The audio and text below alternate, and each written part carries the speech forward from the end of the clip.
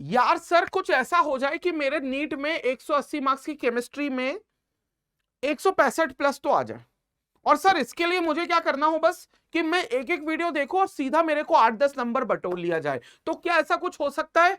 तो बच्चों जवाब है हाँ, बिल्कुल ऐसा हो सकता है। और ये सेशन मेरे उन्हीं प्यारे बच्चे नीट एस्पिरेंट्स के लिए बना हुआ है जो एक एक वीडियो में अपना 8 नंबर, 10 नंबर, 12 नंबर पक्का करना चाहते हैं हमारी इस सीरीज के थ्रू, जो है पक्का मार्क्स सीरीज। क्योंकि पक्का मार्क्स सीरीज मतलब इस सेशन में आपने जो देख लिया, वो सेशन में आपको जो भी थ्योरी, जो भी कंसेप्ट आपको मिलेगा, वो सीधे तौर पर या तो 8 मार्क्स या 10 मार्क्स या सीधे 12 मार्क्स आपको देगा आपके नीट एग्जाम में। तो स्टूडेंट्स, स्वागत करता हूं मैं अभिषेक अग्रवाल, आप ही के पसंदीदा चैनल, आप ही का चैनल बल्कि कहना चाहिए, जो कि है नीट गुरुकुल। क्योंकि कूल गुरुस के साथ, कूल फैकल्टीज के साथ ये चैनल है नीट गुरुकुल का।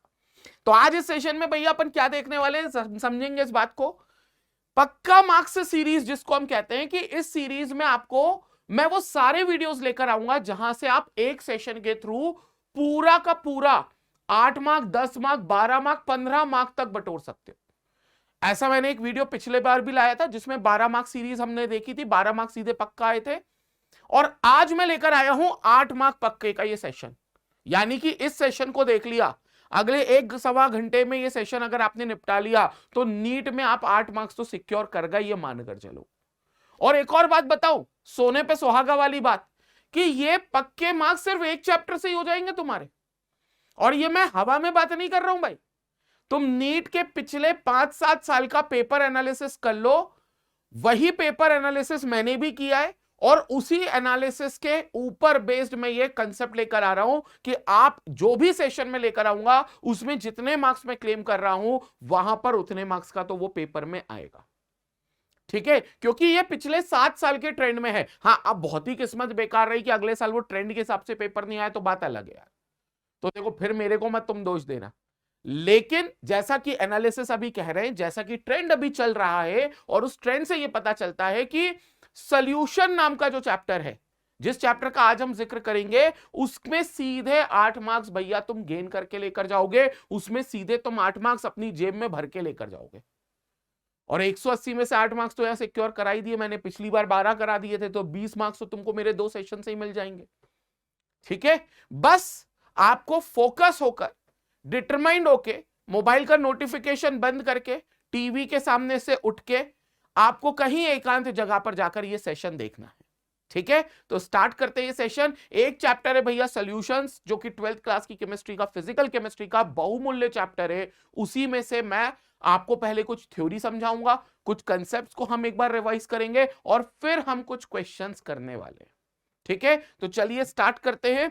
सबसे पहले हम जानते हैं भाई सॉल्यूशंस क्या होता है। सॉल्यूशंस की बात करें तो सबको पता है कि अगर होमोजीनियस मिक्सचर किसी 2 या 2 से अधिक कंपाउंड का हो जाए, 2 या 2 से अधिक क्यों बोल रहे हैं, क्योंकि भैया 3-4 कंपाउंड भी मिल सकते। जैसे मान लो मैंने एक पानी का कंटेनर लिया, उस पानी के कंटेनर में नमक डाल दिया, फिर मेरे को लगा शक्कर डालनी चाहिए, शक्कर भी डाल दी, फिर मेरे को लगा नींबू डालना चाहिए, नींबू। सर शिकंजी बेच रहे हो क्या? हाँ, ये समझ लो, जो नींबू शिकंजी है प्योरेस्ट फॉर्म में अगर बिल्कुल फिल्टर्ड है तो वो सॉल्यूशन है, क्योंकि वो होमोजीनियस मिक्सचर है नमक, नींबू, शक्कर और पानी का। तो वो सॉल्यूशन होता है। और सॉल्यूशन में जितने भी कंपाउंड्स हो, हमने पढ़ रखा है कि वो सिर्फ 2 कैटेगरी में बांटे जाते हैं, एक होता है सॉल्यूट और एक होता है सॉल्वेंट, और दोनों मिलकर बना देते हैं सॉल्यूशन। ये अपन ने पता है, ये अपन ने पढ़ रखा है कि दोनों मिलकर बना देते हैं सॉल्यूशन। सर सॉल्यूट कौन होता है? सॉल्यूट वो होता है जिसकी मात्रा बहुत कम होती है, which is present in less quantity, जो बहुत ही कम मात्रा में प्रेजेंट होता है। और सर सॉल्वेंट कौन होता है? वो एक कंपाउंड होता है जो उन सब में सबसे ज्यादा क्वांटिटी में प्रेजेंट होता है। तो that is which is present in more quantity is known as solvent. जैसे नींबू शिकंजी का मैंने एग्जांपल दिया, तो नींबू शिकंजी में नींबू, नमक, शक्कर और पानी में कौन सबसे ज्यादा है? पानी सबसे ज्यादा है। कौन सबसे ज्यादा है?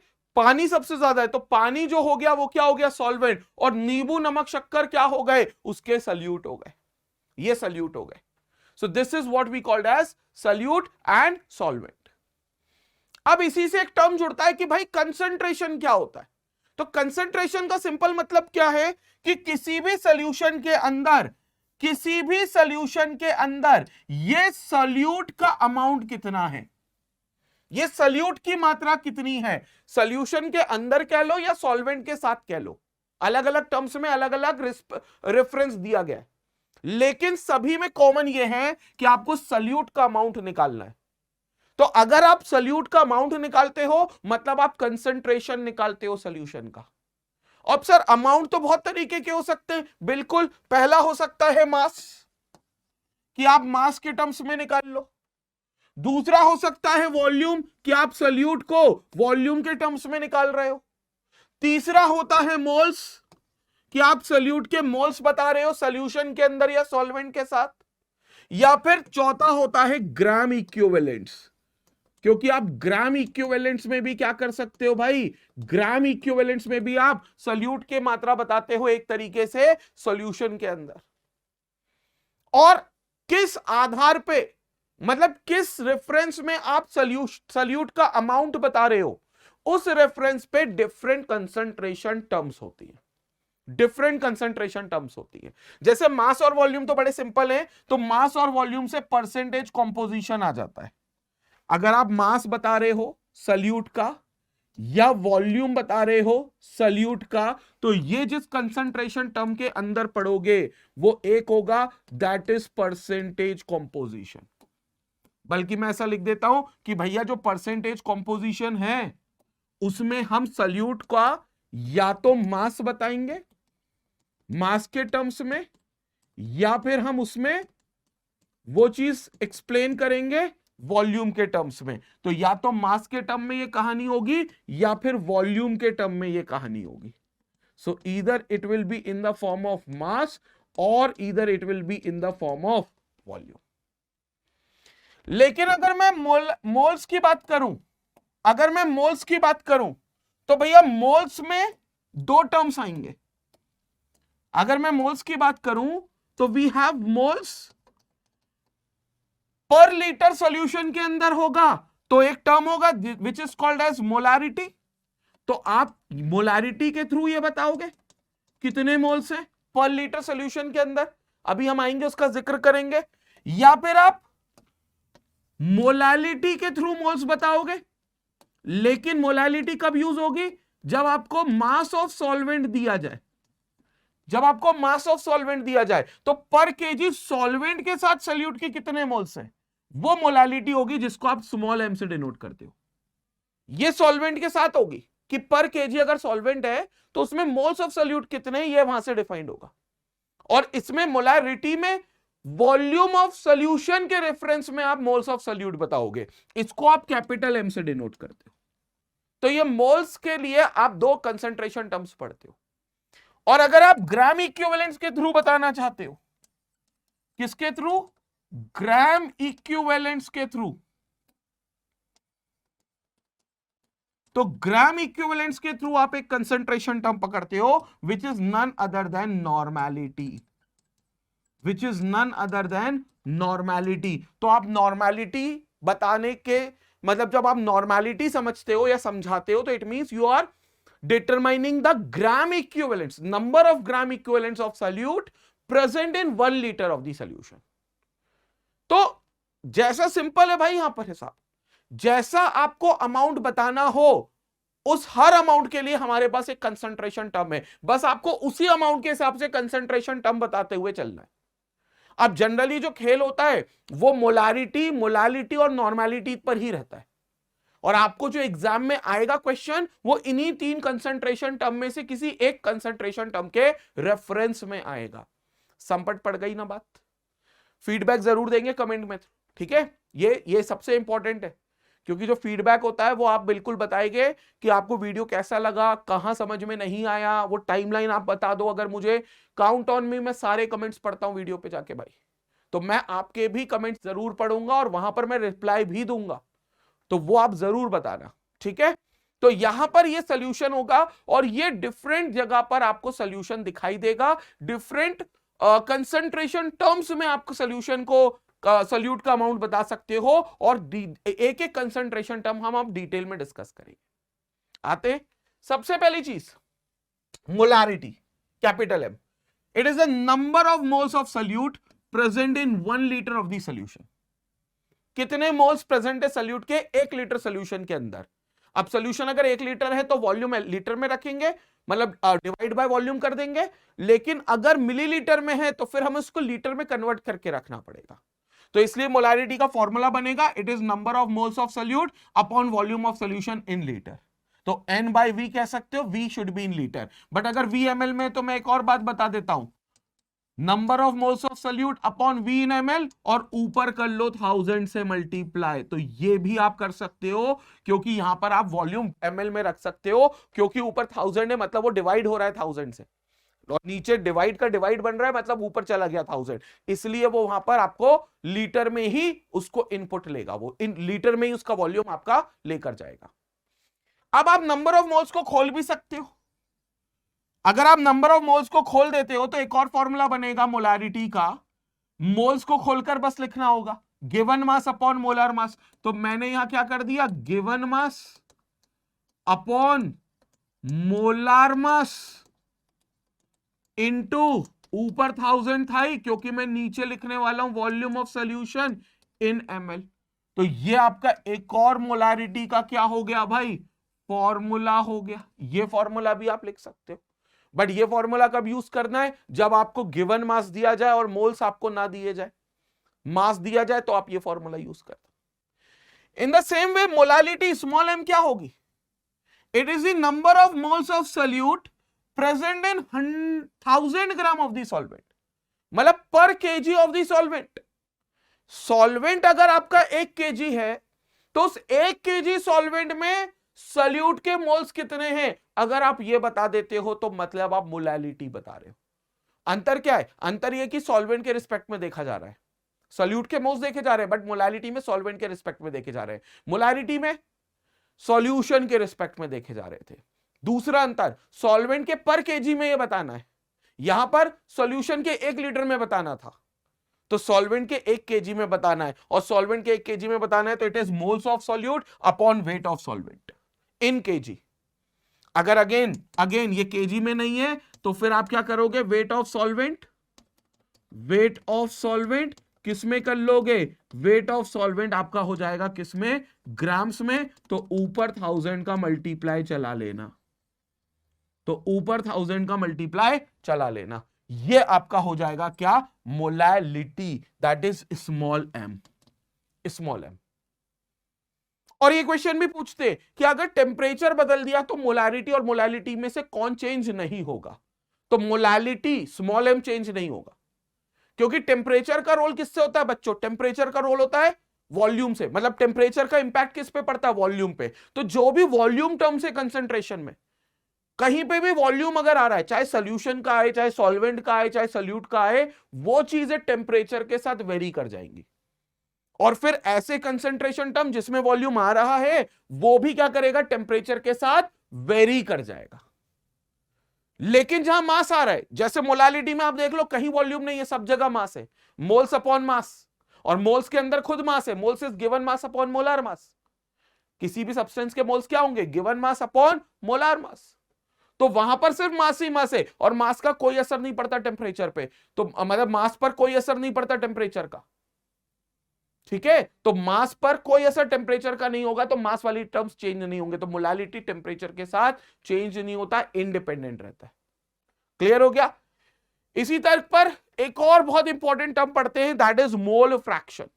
अब देखो नॉर्मेलिटी का जिक्र इस चैप्टर में बहुत कम है, लेकिन अगर नॉर्मेलिटी किसी को समझना है तो it is number of gram equivalents of solute dissolved पर litre of the solution.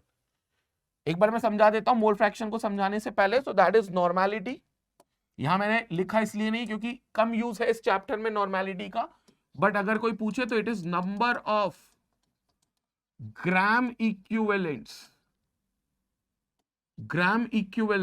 Of solute के gram equivalents upon volume of solution. Per litre solution में कितने ग्राम इक्विवेलेंट सॉल्यूट के हैं वो बताना is normality. Sir gram equivalents कैसे निकालेंगे? अरे भाई ग्राम इक्विवेलेंट्स के लिए फॉर्मूला होता है गिवन मास अपॉन इक्विवेलेंट मास, given mass upon equivalent mass, और ये into 1 by volume in litre हो जाएगा। सर लेकिन इक्विवेलेंट मास कैसे निकालेंगे वो भी बता देते भाई, अगर तुम इक्विवेलेंट मास निकालना चाहो तो वो भी बता देते। So equivalent mass is nothing but molar mass को n फैक्टर से डिवाइड कर दो। n फैक्टर हमें पता है किसी भी एसिड की बेसिसिटी, किसी भी बेस की एसिडिटी, या किसी भी ऑक्सीडाइजिंग एजेंट का नंबर ऑफ इलेक्ट्रॉन्स जितने वो गेन करेगा, या कोई भी रिड्यूसिंग एजेंट का नंबर ऑफ इलेक्ट्रॉन्स जितने वो लूज करेगा, ये आपको बेसिकली एन फैक्टर बताएगा। या सॉल्ट का भी हो सकता है, सॉल्ट का क्या होगा, कोई भी चार्ज उसके ऊपर जो आएगा, तो charge present on either cation और एनायन, वो उसका एन फैक्टर होगा, वो उसका एन फैक्टर होगा। एन एसिड लिख दिया but it should be n factor, तो वो एन फैक्टर होगा।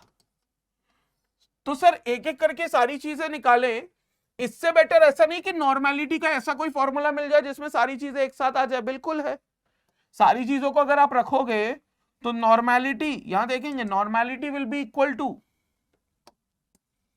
Normality will be equal to given mass upon molar mass, क्योंकि हमने ग्राम इक्विवेलेंट्स को क्या लिख सकते हैं, given mass upon equivalent mass, और इक्विवेलेंट मास को लिख सकते हैं molar mass upon N factor. तो given mass upon molar mass तो लिख दिया, एन फैक्टर ऊपर चला जाएगा, into 1 by volume in litre. चलो मैं मान लेता हूं वॉल्यूम भी आपका किस में है, सॉल्यूशन का मिलीलीटर में, तो मिलीलीटर में तो ऊपर क्या आ जाएगा 1000 into n factor, into n factor. अब आप एक चीज देखो, पता है given mass upon molar mass is moles, into 1000 upon volume in millilitre is molarity, तो ये हो गई आपकी कौन, मोलारिटी। ये कौन हो गई आपकी मोलारिटी, तो this is molarity, this is molarity, and this is into n factor. मतलब मोलारिटी में जब आप एन फैक्टर का मल्टीप्लाई करोगे तब जाकर आपको नॉर्मेलिटी मिल जाएगी, तब जाकर आपको नॉर्मेलिटी मिल जाएगी। तो ये रिलेशन भी आपको नॉर्मेलिटी निकालने में मदद कर सकता है, क्योंकि कुछ बच्चों को नॉर्मेलिटी डायरेक्ट निकालने में दिक्कत आती है, तो वो दिक्कत नहीं आएगी अगर आप मोलारिटी निकालना जानते हो, तो जो सोल्यूट उसमें है उसका एन फैक्टर उसमें मल्टीप्लाई कर दो, तो यहां पर रिलेशन बन जाएगा normality N equal to molarity into n factor. और देखो नॉर्मेलिटी और मोलारिटी में अंतर सिर्फ ग्राम इक्विवेलेंट और मोल्स का है, नॉर्मेलिटी और मोलारिटी में अंतर सिर्फ ग्राम इक्विवेलेंट्स और मोल्स का है, ठीक है। तो यानी कि वो एन फैक्टर ही है जो इन दोनों के बीच में भी डिफरेंस रखता है। जैसे normality is equal to molarity into n factor है, वैसे ही आप ग्राम इक्विवेलेंट्स का फॉर्मूला भी बना सकते हो। यहां देखो, वैसे ही आप ग्राम इक्विवेलेंट्स का फॉर्मूला भी बना सकते हो। क्या, दैट ग्राम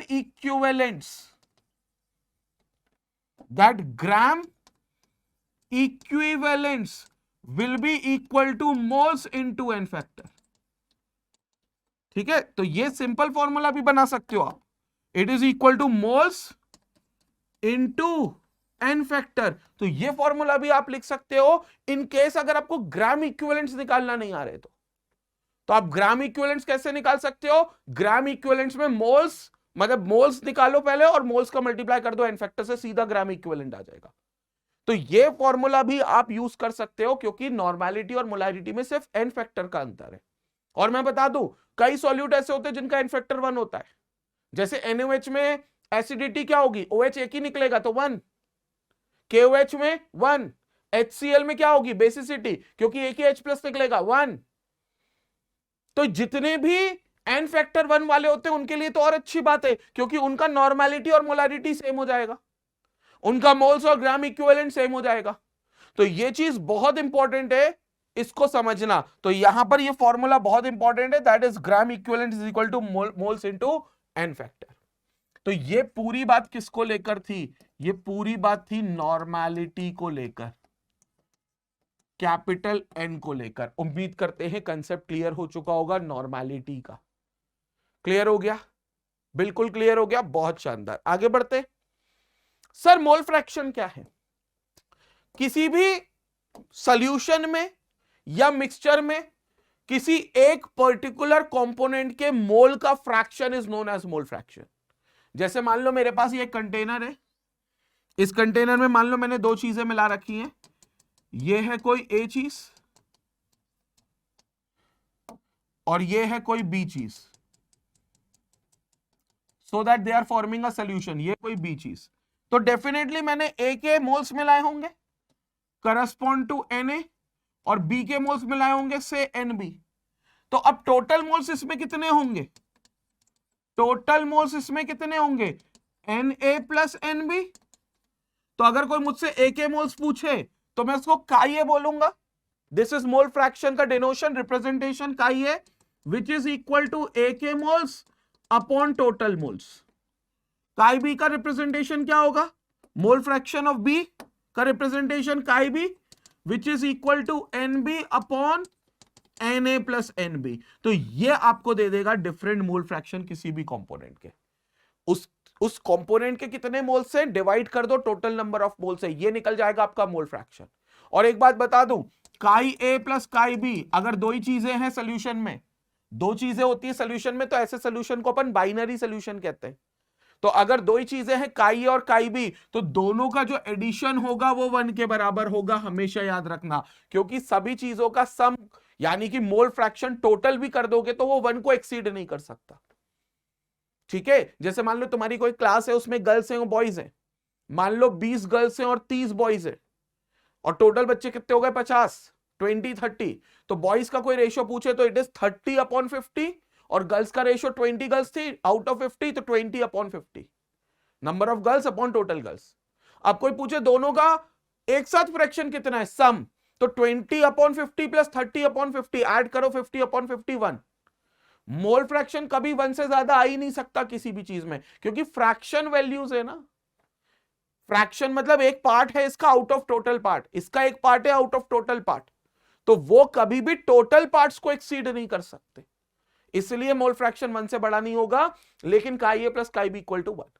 मान लो अगर तीन चीजें मिला दी जाती ए बी सी, तो फिर chi A plus chi B plus chi C equal to 1। तीनों का जो मोल फ्रैक्शन का सम है तब वो 1 के बराबर होता। तो यहां पर आप सॉल्यूट का भी मोल फ्रैक्शन निकाल सकते हो और सॉल्वेंट का भी मोल फ्रैक्शन निकाल सकते हो। और ये देखो लिखा हुआ है chi A plus chi B equal to 1। चले आगे। तो ये था हमारा मोल फ्रैक्शन की बात। Now vapour pressure. What is vapor pressure? The pressure exerted by the vapors at the condition of equilibrium is known as vapor pressure. वो जो प्रेशर वेपर लगाते हैं कब? जब इक्विलिब्रियम आ जाए। इक्विलिब्रियम बोले तो वेपर बनने के दौरान rate of vaporisation will become equal to rate of condensation. कुछ टाइम के बाद जितने वेपर्स ऊपर जा रहे हैं उतने वेपर्स नीचे भी आएंगे।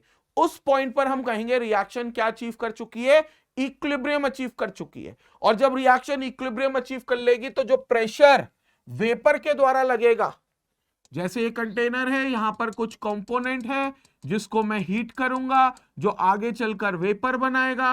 और अगर वो वेपर बनाएगा तो एक टाइम आएगा जब वो इक्विलिब्रियम स्टैब्लिश करेगा, जिसमें जितने मॉलिक्यूल्स ऊपर वेपर बनने जा रहे हैं वेपराइजेशन में, उतने मॉलिक्यूल्स नीचे आएंगे कंडेंसेशन में। एक टाइम आएगा जब rate of vaporisation becomes rate of condensation, तब इन वेपर्स के द्वारा यहां पर जितना प्रेशर लगेगा उस प्रेशर को मैं नाम दे दूंगा वेपर प्रेशर। उस प्रेशर को मैं नाम दे दूंगा कौन सा pressure? Vapour pressure. So this is what we are having as vapour pressure. ये वेपर प्रेशर लगेगा। और ये वेपर प्रेशर आप क्या कह सकते हो कि जो वेपर प्रेशर होगा वो राउल्ट्स लॉ के हिसाब से जब प्योर स्टेट में होगा तो P0A लगेगा, लेकिन जब सॉल्यूशन में होगा ए तो उसका वेपर प्रेशर Pa लगेगा। और हमेशा याद रखना प्योर स्टेट में वेपर प्रेशर सॉल्यूशन वाली स्टेट के मुकाबले हमेशा ज्यादा लगता है। P0A क्या है? प्योर स्टेट का वेपर प्रेशर, प्योर कंपोनेंट ए का वेपर प्रेशर। Pa क्या है? ए का ही वेपर प्रेशर है, लेकिन कब? जब वो सॉल्यूशन बनाने चला गया, जब वो सॉल्यूशन के अंदर चला गया, तो जो ए ने वेपर प्रेशर तब लगाया होगा that is known as Pa। जो ए ने तब वेपर प्रेशर लगाया होगा that is known as Pa। तो ये Pa होगा। Pa को हम पार्शियल वेपर प्रेशर कहते हैं। क्यों? क्योंकि सॉल्यूशन में वो अकेला नहीं है वेपर प्रेशर लगाने के लिए। सॉल्यूशन के अंदर वो बिल्कुल अकेला नहीं है, क्योंकि उसके साथ सॉल्यूट भी है, बी भी है। बी वेपर प्रेशर लगा भी सकता है, नहीं भी लगा सकता, डिपेंड है कि बी वोलेटाइल है कि नॉन वोलेटाइल है। बी अगर वोलेटाइल हुआ तो वेपर प्रेशर वो भी लगाएगा, अगर नॉन वोलेटाइल हुआ तो बिल्कुल नहीं लगाएगा। लेकिन दोनों सूरत में ए का वेपर प्रेशर तो कम हो जाएगा, तो वो ए का vapour pressure partial vapour pressure होगा और उसको पीए से डिनोट करेंगे, और पी नॉट ए हमेशा ज्यादा होगा।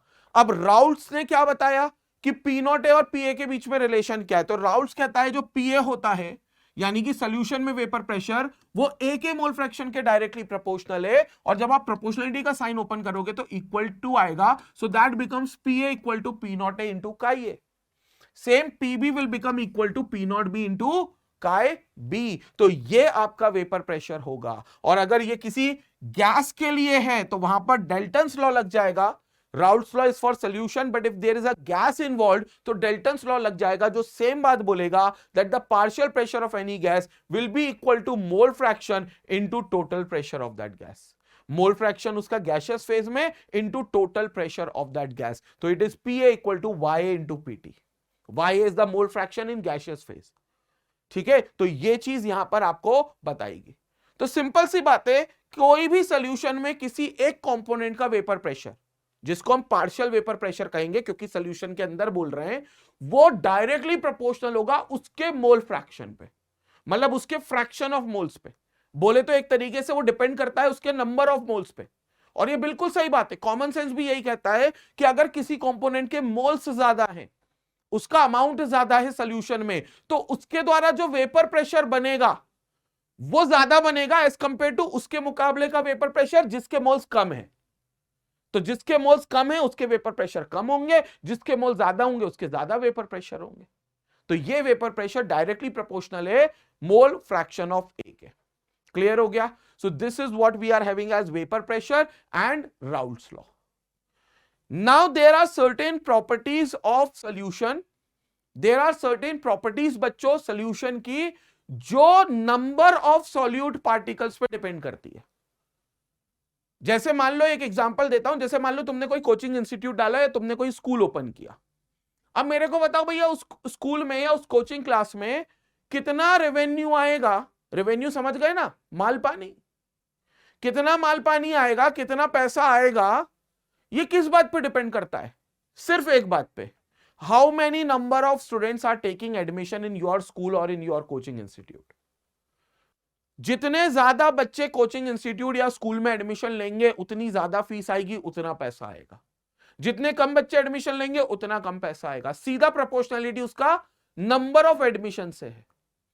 तो यानी कि तुम्हारे कोचिंग इंस्टीट्यूट का रेवेन्यू नंबर ऑफ स्टूडेंट्स पे डिपेंड करता है। ऐसी अगर कोई प्रॉपर्टी है सॉल्यूशन की जो उसके अंदर सॉल्यूट के पार्टिकल्स पे डिपेंड करे, सॉल्यूट के नंबर ऑफ पार्टिकल्स पे डिपेंड करे, और अगर वो पार्टिकल कम और ज्यादा हो तो ऐसी प्रॉपर्टीज बदल जाए, अपनी वैल्यू बदल दे, तो ऐसी प्रॉपर्टीज को मैं कॉलिगेटिव प्रॉपर्टी कहूंगा सॉल्यूशन की। जैसे एक एग्जांपल देता हूं, जैसे मेरे पास यहां पर एक पानी की बोतल है भाई, ये मेरे पास पानी की बोतल है, थोड़ा सा पानी में पी लेता हूं, थोड़ा सा ही बचा है वैसे तो। अब अगर मैं बोलूं ये प्योर वाटर है, ये प्योर वाटर है, और इसका पूछूं कि बॉइलिंग पॉइंट क्या होगा, तो सब बच्चे आंसर देंगे सर 100 डिग्री सेल्सियस और 373 केल्विन। प्योर वाटर है, 1 ATM की कंडीशन है, atmospheric pressure normal atmospheric pressure है, तो ये कितने पे बॉइल होगा? 100 डिग्री सेल्सियस और 373 केल्विन। अब क्या करता हूं मैं इसमें एक चुटकी सिंदूर नहीं होए, तुम यार अलग देवदास बन जाते हो पढ़ाई लिखाई के टाइम पे, तुम सिंदूर की कीमत बताने लगते हो चुन्नी बाबू। सुनो, पानी है, मैंने इसमें एक चुटकी नमक डाल दिया और अच्छे से मिक्स कर दिया, और अब इसको बॉईल करना शुरू कर दिया। बॉईल मुझे मालूम है अभी भी सॉल्यूशन को कर रहा हूं जिसमें सिर्फ पानी बॉईल होने वाला है। नमक क्योंकि नॉन वोलेटाइल है, वो वेपराइज नहीं हो सकता, तो मैंने ऐसे ही नमक लिया जो वेपराइज नहीं हो सकता, मिला दिया। अब मेरे को बताओ, अगर मैं थर्मोमीटर डाल के रखूं और बॉईल करता जाऊं तो क्या ये अब 100 डिग्री पर बॉईल होगा? बिल्कुल भी नहीं। अब इसका बॉइलिंग पॉइंट बढ़ जाएगा, 101 हो जाएगा, 102 हो जाएगा, 100.1 भी हो सकता है, लेकिन 100 नहीं रहेगा, 100 से बढ़ जाएगा। क्यों? क्योंकि मैंने इसमें सल्यूट मिला दिया, तो सल्यूट के कुछ मोल्स आ गए, और सल्यूट के मोल्स आने से अब जो ए का वेपर प्रेशर है वो कम हो गया। और एक बात बता दूं, वेपर प्रेशर जब भी कम होगा बॉइलिंग पॉइंट इंक्रीज होगा, क्योंकि इनमें आपस में बनती नहीं है। Boiling point is always inversely proportional to vapour pressure. जितना ज्यादा वेपर प्रेशर उतना कम बॉइलिंग पॉइंट, जितने कम वेपर का प्रेशर उतना ज्यादा बॉइलिंग पॉइंट। क्योंकि बॉइलिंग पॉइंट क्या होता है? बेसिकली वो टेम्परेचर जहां पर लिक्विड का vapour pressure becomes equal to the atmospheric pressure, तो उसको अल्टीमेटली एटमॉस्फेरिक प्रेशर तक पहुंचना है। अब वो बहुत कम है अगर, तो ज्यादा टेम्परेचर पे पहुंचेगा, और अगर पहले से बहुत ज्यादा है तो जल्दी पहुंच जाएगा, तो कम टेम्परेचर पे पहुंच जाएगा, तो बॉइलिंग पॉइंट कम होगा।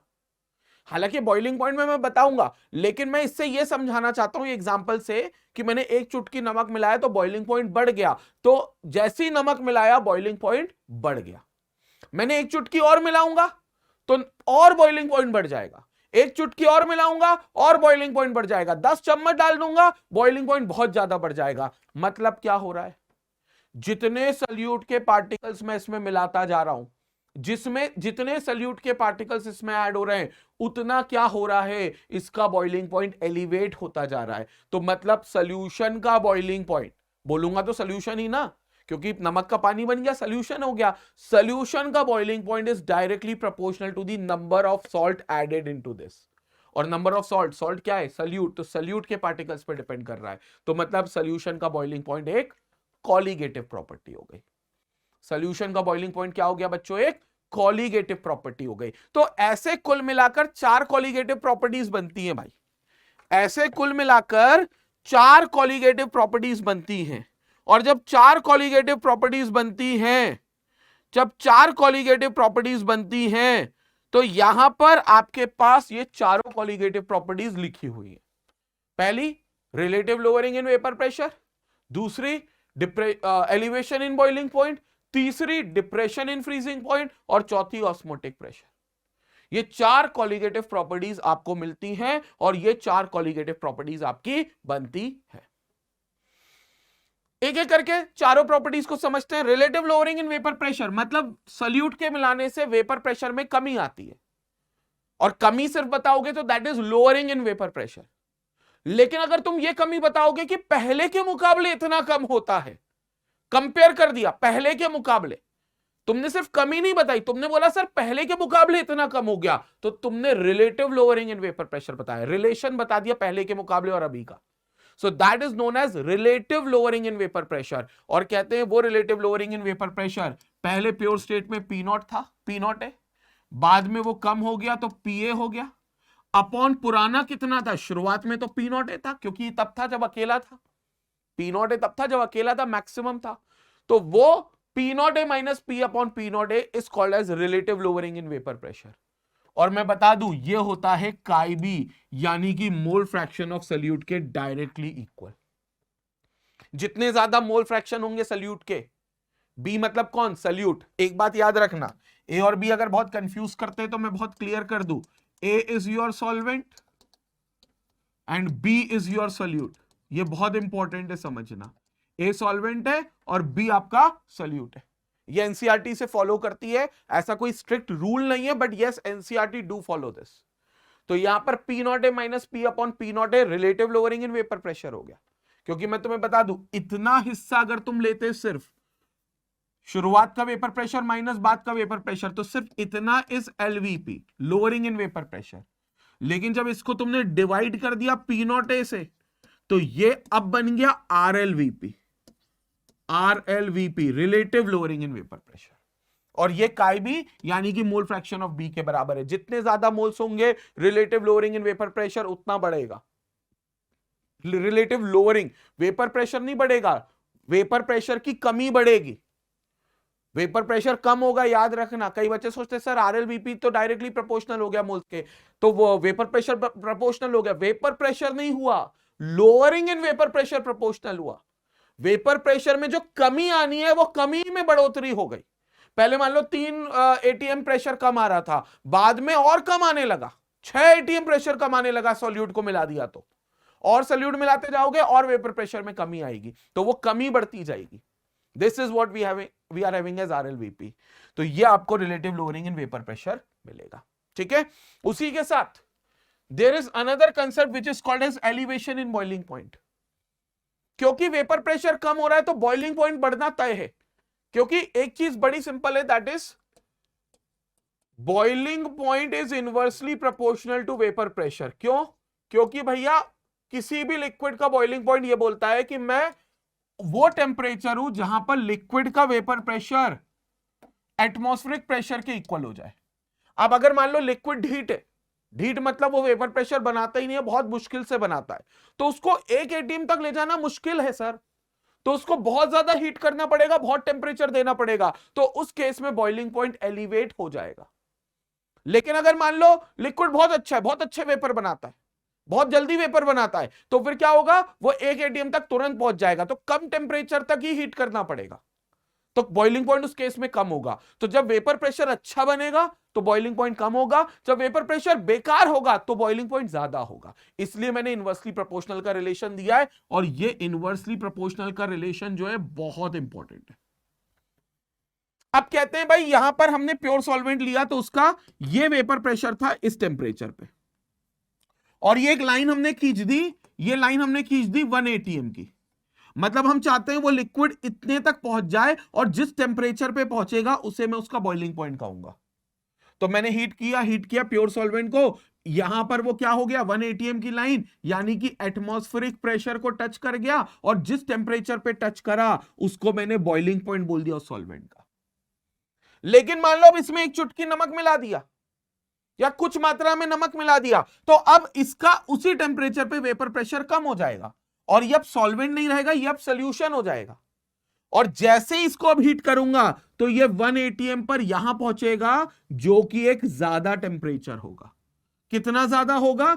इतना ज्यादा टेम्परेचर होगा। तो इतना ज्यादा temperature is the difference of the temperature delta TB, और इसी डेल्टा टीबी को हम एलिवेशन इन बॉइलिंग पॉइंट कहते हैं। यही क्या होगा हमारा elevation in boiling point. And experimentally delta TB जो है वो मोलालिटी के प्रोपोर्शनल है, बोले तो स्मॉल m के। मोलालिटी में अगेन मोल्स आ गए सॉल्वेंट के साथ, तो मोलालिटी में मोल्स आ गए सॉल्वेंट के साथ, तो ये सॉल्वेंट के मोल्स के डायरेक्टली प्रोपोर्शनल है। तब क्या करेंगे हम, प्रोपोर्शनलिटी का साइन को ओपन करेंगे, कांस्टेंट आएगा which is KB, known as molal elevation constant और एबिलियोस्कोपिक कांस्टेंट। केबी क्या होगा आपका, मोलाल एलिवेशन कांस्टेंट। ये वो कांस्टेंट है जो हर सॉल्वेंट का फिक्स्ड है, और ये वो कांस्टेंट है जो कि एलिवेशन इन बॉइलिंग पॉइंट के बराबर है, एक ऐसे सॉल्यूशन का जिसकी मोलालिटी 1 होती है, जिसकी मोलालिटी 1 होती है। तो इसको हम मोलाल एलिवेशन कांस्टेंट कहते हैं। क्यों मोलालिटी 1 होती है? क्योंकि अगर मान लो मोलालिटी 1 रखोगे तो केबी डेल्टा टीबी के इक्वल आएगा। अगर m की वैल्यू 1 रख लोगे तो kb जो होगा वो डेल्टा टीबी के इक्वल आएगा, तो kb और डेल्टा टीबी सेम हो जाएंगे, बट प्रोवाइडेड मोलालिटी 1 रखो। तो फिर kb क्या हो गया, ऐसे सॉल्यूशन जिसकी मोलालिटी 1 है। मोलालिटी 1 कब होगी, जब 1 मोल सॉल्यूट का प्रेजेंट हो 1 kg सॉल्वेंट में, तो उस सॉल्यूशन की जो मोलालिटी आएगी वो 1 आएगी, और उस सॉल्यूशन में जितना भी बॉइलिंग पॉइंट एलिवेशन होगा वो उसके अंदर मौजूद सॉल्वेंट का kb बन जाएगा, वो उसमें जो सॉल्वेंट मौजूद है उसका केबी बन जाएगा, जितना भी बॉइलिंग पॉइंट एलिवेशन होगा। तो ये आपका यहां से फॉर्मूला बनेगा और ये आपका ग्राफ बनेगा। कंसेप्ट क्लियर हो गया? कोई डाउट तो नहीं है? तो ये अगर इन केस कोई डाउट है तो आप प्लीज कमेंट सेक्शन में जरूर बताना। जस्ट अ रिवीजन, मैं रिवीजन करा रहा हूं, पूरी चीजें ऑलरेडी आपने पूरे टाइम पढ़ी होंगी 12th क्लास में। In the same way depression in freezing point, क्योंकि फ्रीजिंग पॉइंट में आप पूरी कहानी उल्टी करते हो, आप वेपर प्रेशर बढ़ाने की जगह घटाना शुरू करते हो। क्यों? क्योंकि फ्रीजिंग पॉइंट वो टेम्परेचर है जहां लिक्विड का वेपर प्रेशर सॉलिड के बराबर आ जाए। आपको वेपर प्रेशर अब डिक्रीज करना है, तो ये क्या करेगा, प्योर सॉल्वेंट तो एक पर्टिकुलर फ्रीजिंग पॉइंट दिखाएगा। जैसे पानी का पूछे कोई तो फ्रीजिंग पॉइंट होता है 0 डिग्री सेल्सियस, 1 ATM की कंडीशन है, तो नॉर्मल एटमॉस्फेयर कंडीशन है, तो वो पानी कब फ्रीज होगा, 0 डिग्री सेल्सियस पे, और 0 degree Celsius is equal to 273 kelvin, तो 273 केल्विन पे फ्रीज होगा। लेकिन अगर उस पानी में नमक मिला दोगे तब वो 0 डिग्री पे फ्रीज नहीं होगा, 273 पे फ्रीज नहीं होगा, उससे भी कम फ्रीज होगा। 272 केल्विन पे, 271 केल्विन पे, बोले तो डिग्री सेल्सियस में माइनस में होगा। मतलब वो 0 डिग्री पे क्या रहेगा, 0 डिग्री पर भैया वो क्या रहेगा, सिंपल आपका लिक्विड, सिंपल आपका लिक्विड। तो वो 0 डिग्री पर लिक्विड ही रहेगा आपका। कंसेप्ट क्लियर हुआ? ये चीज समझना बहुत जरूरी है। उम्मीद करते हैं यहां तक का कंसेप्ट क्लियर हुआ होगा। तो यहां पर पूरा ग्राफ जो होगा वो उल्टा बनेगा। यहां पर आपने शुरू किया था लिक्विड सॉल्वेंट का, ये वो पॉइंट है जहां वो फ्रीज हो गया। उसके बाद क्योंकि वो फ्रोजन बन गया, फ्रोजन सॉल्वेंट, अब वो यहां फ्रीज हो गया तो ये टेम्परेचर इसका फ्रीजिंग पॉइंट है। लेकिन जब आप किसी सॉल्यूशन का लोगे तो उसका वेपर प्रेशर तो कम होगा उस टेम्परेचर पे जहां से शुरुआत की थी आपने। सॉल्वेंट के मुकाबले सॉल्यूशन का वेपर प्रेशर कम होगा उस टेम्परेचर पे जहां से शुरुआत की थी। अब यहां से तुम नीचे जाओगे तो फ्रीजिंग पॉइंट और कम हो जाएगा। कितना कम हो गया, इतना कम हो गया। दिस इज डेल्टा टीएफ, और delta TF is directly proportional to molality M. This is delta TF is known as depression in freezing point, क्योंकि इतना फ्रीजिंग पॉइंट में डिप्रेशन आ गया। So this is depression in freezing point. और experimentally delta TF is directly proportional to small M molality. This implies delta TF is equal to KF into M. Sir KF क्या होगा, जैसे केबी था molal depression constant, KF होगा, sorry केबी था molal elevation constant, KF होगा molal depression constant. केबी होगा कौन, molal depression constant, molal depression constant. ये कौन होगा, केएफ। और कुछ नहीं, केएफ कुछ नहीं है, एक ऐसा सॉल्यूशन जिसकी मोलालिटी तुम 1 ले लो, एम को 1 ले लो, तो उसमें जितना फ्रीजिंग पॉइंट में कमी आ रही है, उस सॉल्यूशन के फ्रीजिंग पॉइंट में जितनी कमी आ रही है, वो उस सॉल्वेंट का केएफ बन जाएगा। उस सॉल्यूशन में जो सॉल्वेंट होगा उस सॉल्वेंट का वो केएफ बन जाएगा। बस तुम्हें मोलालिटी को 1 रखना है, मतलब तुम्हें 1 मोल पर केजी सॉल्वेंट लेकर चलना है और depression in freezing point note कर लेना है। जितना डिप्रेशन इन फ्रीजिंग पॉइंट मिला वो केएफ हो गया। सर अगर 1 मोलालिटी नहीं ली, 2 मोलालिटी ली, हाँ तो फिर फ्रीजिंग पॉइंट का जो डिप्रेशन आएगा वो 2 टाइम्स ऑफ केएफ आएगा। 3 मोलालिटी ले ली, 3 टाइम्स ऑफ केएफ, क्योंकि m times of KF is equal to delta T. ये आपका होता है मोलाल डिप्रेशन कांस्टेंट और डिप्रेशन इन फ्रीजिंग पॉइंट। ठीक है, लास्ट इसमें जो एक और चीज आती है, एक और, that is osmosis and osmotic pressure. वो मिनिमम प्रेशर जो हम सॉल्यूशन साइड लगाते हैं जिससे ऑस्मोसिस की प्रोसेस को रोका जा सके, ऐसे प्रेशर को हम ऑस्मोटिक प्रेशर कहते हैं। सर लेकिन ऑस्मोसिस की प्रोसेस को रोका जा सके का मतलब, ऑस्मोसिस एक ऐसी प्रोसेस है जहां सॉल्वेंट का पार्टिकल सेमी परमिएबल मेम्ब्रेन के थ्रू, सेमी परमिएबल मतलब जिसमें छोटे छोटे पोर्स हैं, उससे निकलता है और वो सॉल्यूशन तरफ जाता है। क्यों ऐसा करता है, क्योंकि सॉल्वेंट का पार्टिकल बोलता है प्योर सॉल्वेंट में मेरा कंसंट्रेशन बहुत हाई है, और जब सॉल्यूशन फेज में मैं जाऊंगा, सॉल्यूशन फेज में मैं देखूंगा तो वहां मेरा कंसंट्रेशन बहुत कम है। तो मैं क्या करता हूं, मैं अपने हाई कंसंट्रेशन से, सॉल्वेंट बोलता है जहां मेरा मात्रा ज्यादा है, मैं वहां से निकलूंगा और जहां मेरी मात्रा कम है वहां जाऊंगा। और ये कब करूंगा, सेमी परमेबल मेम्ब्रेन के थ्रू। तो इस प्रोसेस को हम ऑस्मोसिस कहते हैं। बेसिकली गैस में जो डिफ्यूजन होता है वो सॉल्यूशन में ऑस्मोसिस होता है। डिफ्यूजन भी यही होता है ना फ्लूइड्स में, गैस ले लो या लिक्विड ले लो, उसमें आप क्या देखते हो, डिफ्यूजन होता है। कोई भी, जैसे डिओड्रेंट है, तुमने यहां स्प्रे किया, या कोई खाना है बिल्कुल एकदम हॉट फूड, तो उसकी स्मेल दूर तक जाती है। बचपन में 9-10 में पढ़े होंगे क्वेश्चंस, क्यों जाते हैं, क्योंकि उसका रीजन जहां से वो निकला है सोर्स, वहां उसका कंसंट्रेशन बहुत हाई है, और वो दूर जहां उसका कंसंट्रेशन बहुत कम है वहां भागता है। This is diffusion. सॉल्यूशन भी यही करता है, सॉल्यूशन भी यही बोलता है यहां मेरा कंसंट्रेशन ज्यादा है सॉल्वेंट की तरफ, प्योर सॉल्वेंट की तरफ, और सॉल्यूशन तरफ मेरा कंसंट्रेशन बहुत कम है, तो वो सेमी परमेबल मेम्ब्रेन के थ्रू जाता है। अब आप क्या करो, आप सॉल्यूशन की तरफ पर एक हाइड्रोस्टैटिक प्रेशर लगा दो। आप ऊपर से कोई ऐसा अरेंजमेंट करो कि आप, क्योंकि क्या होगा, जैसे सॉल्वेंट आएगा किस तरफ, सॉल्यूशन तरफ, तो लेवल बढ़ेगा, प्रेशर फील होगा, लेवल पानी का या सॉल्यूशन का ऊपर आएगा। आप हाइड्रोस्टैटिक प्रेशर ऑपोजिट डायरेक्शन में लगा दो, मतलब आप उस पानी के लेवल को ऊपर बढ़ने मत दो, तो पूरी प्रोसेस रुक जाएगी। क्योंकि फिर पानी का लेवल ऊपर नहीं आया, मतलब सॉल्वेंट इधर आया नहीं, मतलब सॉल्वेंट सेमी परमेबल मेम्ब्रेन को पार नहीं किया, मतलब सॉल्वेंट तरफ सॉल्वेंट रह गया। मतलब आपने ऊपर से प्रेशर लगाकर पूरी ऑस्मोसिस प्रोसेस को रोक दिया। This pressure which you apply at the solution side to stop the process of osmosis is known as osmotic pressure. तो ये प्रेशर ऑस्मोटिक प्रेशर होगा, जो पाई के से डिनोट करेंगे, और पाई जो होगा वो CRT के इक्वल होगा। Pi will be equal to CRT। वैसे देखा जाता है तो पाई कंसंट्रेशन के टर्म्स के डायरेक्टली प्रोपोर्शनल है। कंसंट्रेशन C कौन सा वाला है, पहले मैं क्लियर कर दूं, मोलैरिटी वाला, कैपिटल M वाला। अभी तक वो स्मॉल m वाला था, वो मोलैरिटी था, ये कैपिटल M वाला है which is known as molarity, capital M। और pi is directly proportional to T, क्योंकि जितना ज्यादा टेम्परेचर होगा उतना ज्यादा ऑस्मोटिक प्रेशर लगाना पड़ेगा, क्योंकि ऑस्मोसिस प्रोसेस उतनी तेज होगी। तो आप क्या करोगे, इन दोनों को कंबाइन करोगे तो CT, और फिर इसको क्या करोगे, प्रोपोर्शनलिटी का साइन ओपन करोगे तो इट बिकम्स CRT। तो pi will be equal to CRT, ये आपको CRT मिलेगा। This is what we are having as osmotic pressure.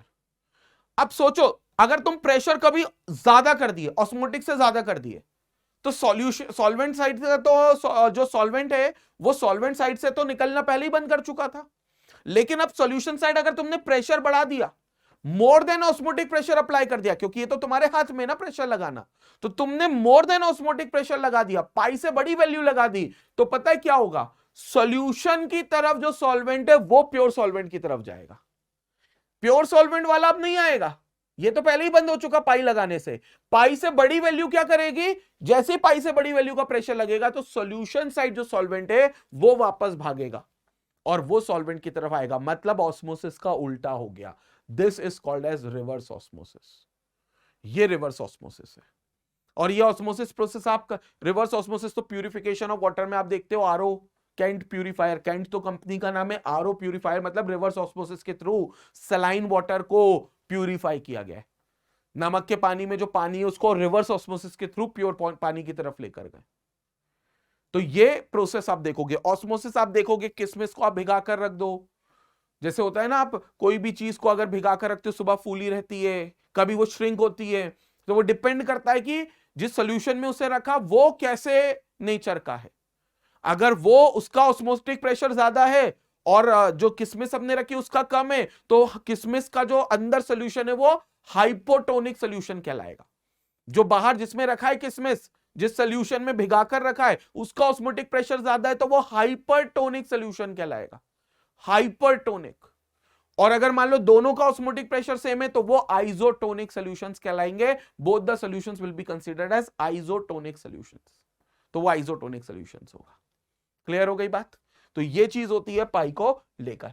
अब कई बार होता है कि बहुत सारे सॉल्यूशंस जो होते हैं बच्चों, उनमें आपको एबनॉर्मल बिहेवियर दिखता है मॉलिक्यूलर मास का, जो कि सॉल्यूट के मास को लेकर बात करते हैं, जिस वजह से कॉलिगेटिव प्रॉपर्टीज जो हमने पढ़ी, हमें उसकी करेक्ट वैल्यू नहीं मिल पाती, हमें उस कॉलिगेटिव प्रॉपर्टी की करेक्ट वैल्यू नहीं मिल पाती, क्योंकि वहां मॉलिक्यूलर मास जो सॉल्यूट हमने मिलाया था वो सॉल्यूशन में जाने के बाद बदल जाता है।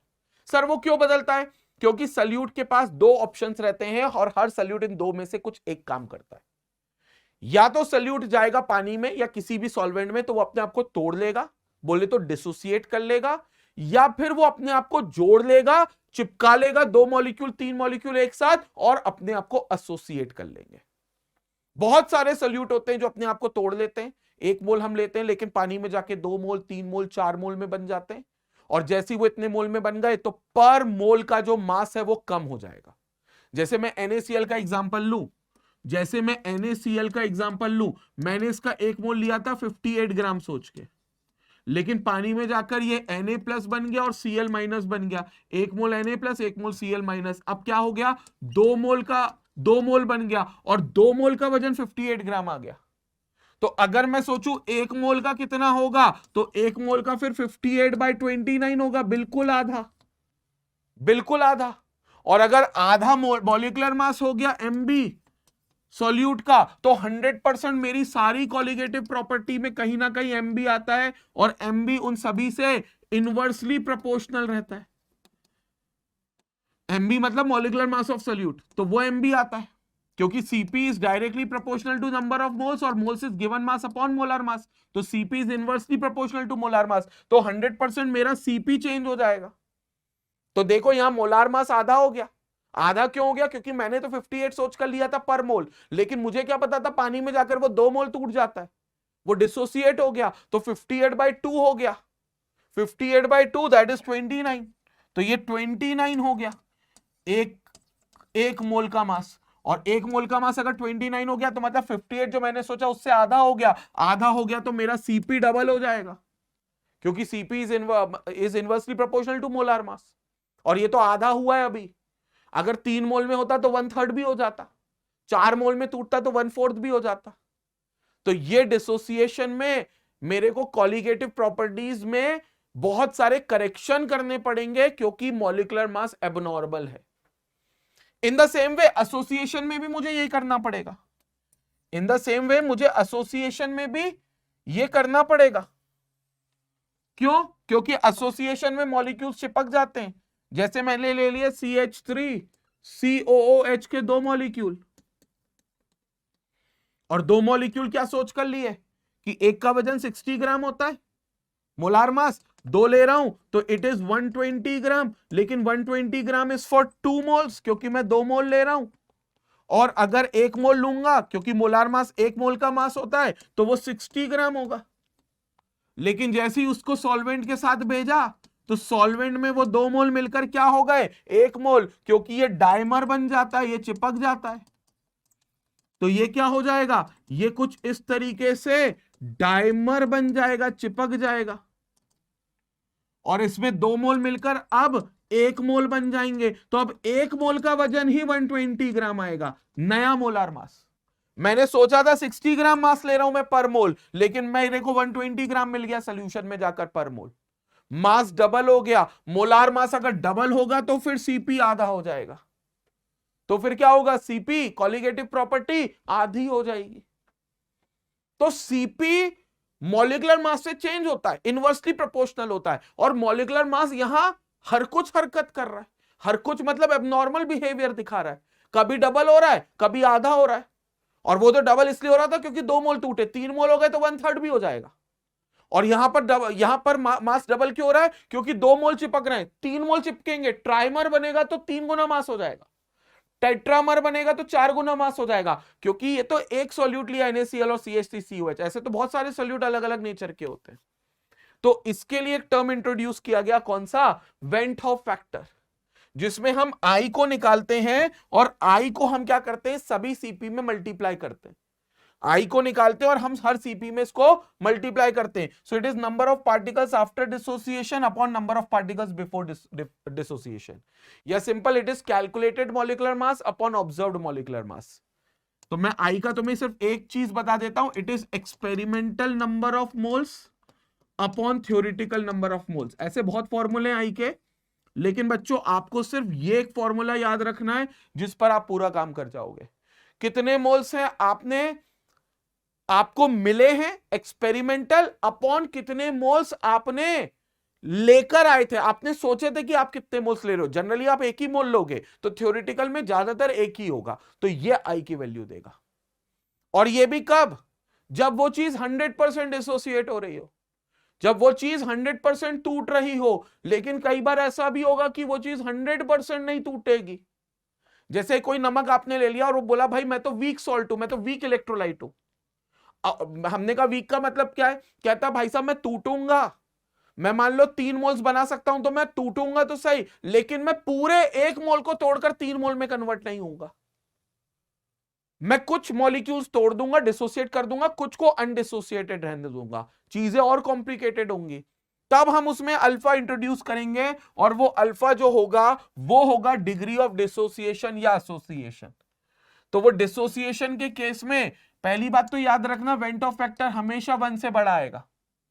और उसमें मान लेते हैं AB एक सॉल्ट है जो A+ और B- में खुद को तोड़ रहा है, तो अगर हम 1 मोल लेंगे तो ये अल्फा और अल्फा मोल पहले तो स्टार्टिंग में 0 मोल टूटेंगे, क्योंकि स्टार्टिंग में तो कुछ नहीं टूटेगा, हमने अभी लिया ही 1 मोल। लेकिन जब हमने इसको पानी में मिलाया तो पता चला इसके अल्फा और अल्फा मोल टूट गए, तो फिर इसके कितने बचेंगे 1 माइनस अल्फा मोल, इसके कितने बचेंगे 1 माइनस अल्फा मोल बचेंगे।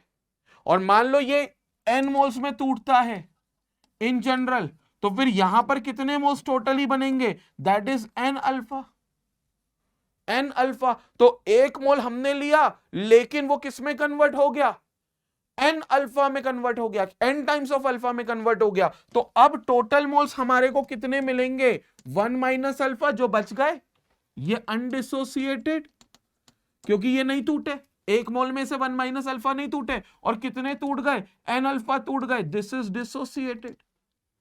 तो टोटल मोल्स कितने मिलेंगे एक टाइम पर, undissociated plus dissociated, 1 minus alpha plus n alpha, और मैंने इनिशियली लिए कितने थे सिर्फ 1, तो दिस इज 1। तो I will be equal to 1 minus alpha plus n alpha, where alpha is the degree of dissociation, जितने वो टूटे हैं उसके डिसोसिएशन का एक डिग्री है, वो आपको मिलेगा। तो यहां पर आप देखोगे आपको सीधे अल्फा की वैल्यू मिलेगी, एसोसिएशन पर मैं आ रहा हूं, बट दिस इज अल्फा की वैल्यू।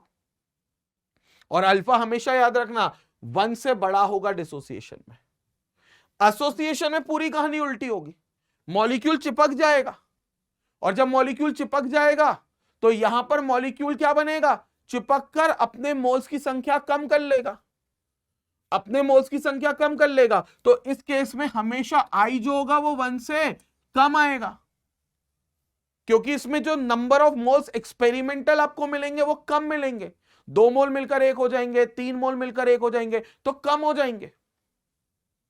तो यहां पर आपके मोल्स कम हो गए, एक्सपेरिमेंटल थ्योरेटिकल 1 रहे, तो अल्टीमेटली I की वैल्यू 1 से छोटी आएगी, क्योंकि आप थ्योरेटिकली सोचकर ज्यादा मोल्स आओगे और एक्सपेरिमेंटली कम मिलेंगे। तो एक्सपेरिमेंटल अपॉन थ्योरेटिकल, छोटा अपॉन बड़ा, 1 से छोटी वैल्यू देगा।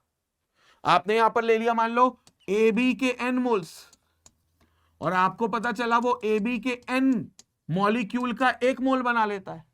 आपने यहां कितने मोल्स लिए n मोल्स, लेकिन वो n मोल्स का कितना मोल बन गया 1 मोल, क्योंकि सारे n मोल्स चिपक गए। n कुछ भी हो सकता है, 2 मोल चिपक के 1 बन सकते हैं, 3 मोल हो गए, अगर n की वैल्यू 3 हो गई मतलब 3 मोल चिपक के 1 हो गए, अगर n की वैल्यू 4 हो गई मतलब 4 मोल चिपक के 1 हो गए, टेट्रामर। तो n मोल चिपक कर 1 हो गए। तो अगर मान लो मैं लेता ही 1 मोल, तो इस हिसाब से यहां पर 1/n मोल में वो कन्वर्ट हो जाता। मैं n क्यों ले रहा हूं, क्योंकि जनरली कोई भी सॉल्ट हो, कोई भी इसमें सॉल्यूट हो सकता है, तो यहां 1 मोल लेता तो 1/n मोल बन जाता, लेकिन वो भी कब, जब 100% एसोसिएशन होता। मान लो 100% एसोसिएशन नहीं है, let the association be alpha, let the association be alpha, तो सिर्फ अल्फा मोल्स एसोसिएट हो रहे हैं, और अगर अल्फा मोल्स एसोसिएट हो रहे हैं तो यहां बच कितने रहे 1 माइनस अल्फा, और वहां बन कितने रहे alpha by n, alpha times of n 1/n, तो अल्फा टाइम्स ऑफ 1/n बन रहा है। तो फिर आई क्या हो गया, जितने अभी आपको मिल रहे हैं ये अनएसोसिएटेड और ये एसोसिएटेड, दोनों को प्लस कर दो, 1 minus alpha plus alpha by n upon 1, क्योंकि आपने सोचे तो इतने ही थे, आप थ्योरेटिकली तो लेकर 1 ही मोल आए थे ना, यहां पर 1 मोल सोचा था ना आपने, तो ये आपकी आई की वैल्यू हो गई, दिस इज अल्फा, तो ये आपकी क्या हो गई आई की वैल्यू हो गई, तो दिस इज आई की वैल्यू। और आई इस केस में हमेशा 1 से बच्चों छोटा होगा, क्योंकि ये किसका केस है, ये एसोसिएशन का केस है, this is the case of association, तो आई की वैल्यू 1 से छोटी होगी। कंसेप्ट क्लियर है, तो यहां पर आई की वैल्यू 1 से छोटी आ रही है। नाउ यहां वेंट ऑफ फैक्टर वैसे हमारा खत्म होता है। अब आते हैं हम टाइप्स ऑफ डिफरेंट सॉल्यूशंस पे, तो इस पर भी कई बार क्वेश्चन आता है, ये मैंने बिल्कुल देखा है इसको, कि अपन कई बार इस पर क्वेश्चन देखते हैं कि ideal solutions, non ideal solutions क्या होते हैं। पूरा खेल मैं बता दूं सिर्फ मॉलिक्यूल्स के आपस में इंटरेक्शन का होता है। पहली बात तो आइडल सॉल्यूशन दुनिया में कुछ होता ही नहीं है, क्योंकि दुनिया में नथिंग इज परफेक्टली आइडल। तो आइडल सॉल्यूशन एक हाइपोथेटिकल है, क्योंकि दुनिया में आइडल सॉल्यूशन जैसे आइडल गैस नहीं हो सकती वैसे आइडल सॉल्यूशन नहीं होता। बट आइडल सॉल्यूशन होता क्या, अगर होता तो ऐसा सॉल्यूशन जिसमें ए और बी जिसको आपने मिलाया है, ए सॉल्वेंट है बी सॉल्यूट है, तो ए के इंटरेक्शंस जो हैं इंट्रामोलिकुलर, और बी से बी के जो इंट्रैक्शंस हैं, बी के इंट्रामोलिकुलर, वो इंट्रैक्शंस अगर सेम मैग्नीट्यूड के हुए, किससे किससे कंपेयर करने पर, जब ए बी को मिलाकर जो नए इंट्रैक्शंस बनते हैं ए और बी, इंटरमोलिकुलर इंट्रैक्शंस के, तब आप कहोगे ऐसे सॉल्यूशन को आइडियल सॉल्यूशन। पहले कौन था, मान लो ए ए था तो दैट इज ए ए, या बी बी था दैट इज बी बी का interaction which is known as intramolecular interaction. ये इंट्रामोलिकुलर FOA है, फोर्स ऑफ अट्रैक्शन। लेकिन जब दोनों मिल गए तो एक नई इंट्रैक्शन डेवलप हुई A B, which is intermolecular FOA। अब आइडियल कहता है ये दोनों इंट्रैक्शंस इक्वल होंगी, जो कि पॉसिबल ही नहीं है, क्योंकि अगर दोनों इक्वल होती तो पहली वाली टूटती नहीं और दूसरी वाली बनती नहीं। तो ऐसा सॉल्यूशंस बन नहीं सकता, आइडियल होगा वो सॉल्यूशन अगर बन गया तो ये इंट्रैक्शन जिसमें मिलेगी आप उसमें कहोगे ए, मतलब पहले का वेपर प्रेशर और बाद का वेपर प्रेशर सेम निकलेगा, क्योंकि इंट्रैक्शंस तोड़ने पर जो वेपर लगेगा और वेपर प्रेशर बनेगा उसको हम वेपर प्रेशर कहेंगे, और दोनों इंट्रैक्शन तोड़ने में सेम मेहनत लग रही है मतलब सेम वेपर प्रेशर होगा, तो ये सॉल्यूशन को हम आइडियल कहेंगे।